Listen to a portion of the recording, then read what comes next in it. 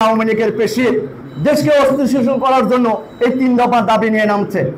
এই ডিপ্লোমা জাতির জন্য, ইঞ্জিনিয়ারদের জন্য প্রথম জিয়াউর রহমান উপসহকারী প্রকৌশলী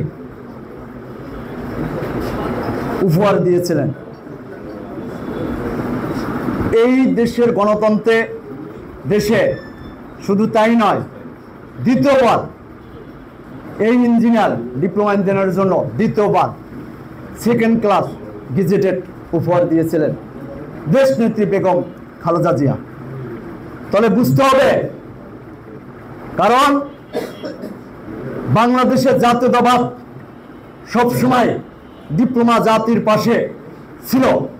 এটা প্রমাণ করে বিগত 15 বছর স্বৈরাচার হাসিনা ছিল, কিন্তু বাংলাদেশের ডিপ্লোমা জাতির জন্য দেখার মতন এমন একটা দৃশ্যমান কিছু করেনি। তাই আমি কথার অর্থ হচ্ছে, বর্তমানে যে 3 দফা দাবি নিয়ে যে ষড়যন্ত্রকারী আওয়ামী লীগের ফেসিদ এরা যে নেমেছে দেশকে একটু অশ্লীলতা করার জন্য।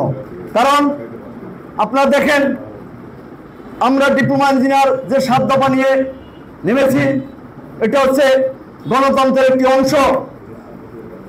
সবাই উপরের দিকে উঠতে চায়, কিন্তু বিএসসি ইঞ্জিনিয়ার শতকরা 90% ডিপ্লোমা ইঞ্জিনিয়ারকে সমর্থন করছে, অথচ 10% না 1% মাত্র তারা এই দেশকে অস্থিতিশীল করার জন্য এই 3 দফা দাবি নিয়ে নামছে।